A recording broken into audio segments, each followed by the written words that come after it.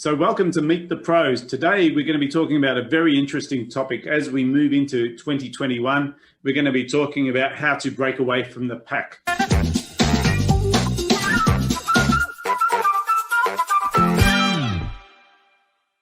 Welcome, guys.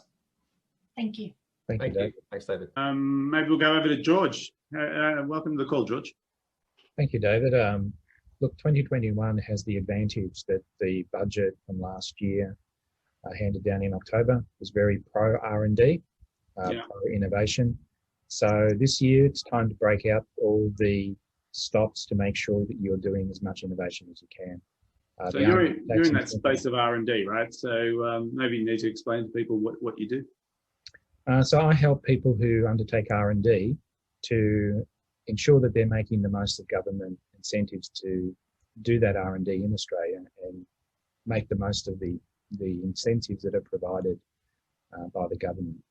Right. I help you optimize your business processes so that you can make sure that your R&D processes are the best they can be for getting the most from the R&D tax incentive. Great. Because I suppose really with what COVID has done is it's forced the economy to evolve. And when we talk about evolving businesses, a lot of R&D goes into that. So maybe people who weren't eligible for funding before might be eligible now? Look, there's a combination of people. 70% of companies that are eligible aren't claiming.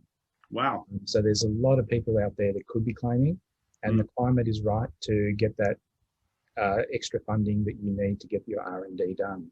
Yeah, fantastic. Now, I can't help, I've been thinking about what George said about 70% of people who are eligible for funding are not getting the money.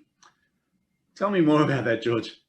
Yeah, look, I think there's a misnomer that accessing funding like the R&D tax incentive is complicated. Yeah. And it is detailed, but it's not complicated if approached the correct way. So what we do is we have training and workshops that help people hone their R&D processes, the way they undertake the R&D, so that they naturally think about the R&D and document the R&D as needed by the legislation. And look, the legislation has a state-of-the-art process in there. So it's not a waste of money. It's not a waste of time to learn how to do it properly.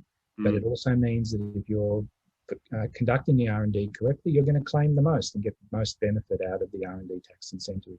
How much are we talking about on average that people are missing out on for business? Well, people that are just not maybe investing $200,000 or $300,000 and not claiming their 43%. That they can get back. So we're talking like somewhere between 100 and 150,000. Yeah, it can be as much as that. That's correct. And it's all because people think that it's too complicated. Yeah.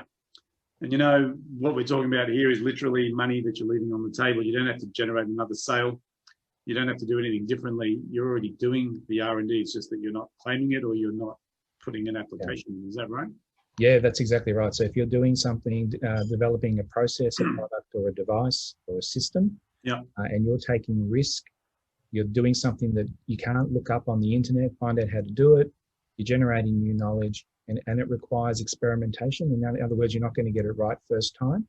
That's R&D. It can be any of those different things, and you need to get onto it and make the most of the R&D tax incentive. It's the most generous incentive that we have from the government, and 2.3 billion more was added to it in the October budget. And I think that's an indication of the government putting faith in small business to actually support jobs in Australia. Exactly, yeah. So really they're on your side with this. It's just a matter of keying in, right? Yeah, keeping the innovation in Australia, the jobs in Australia, and promoting exports.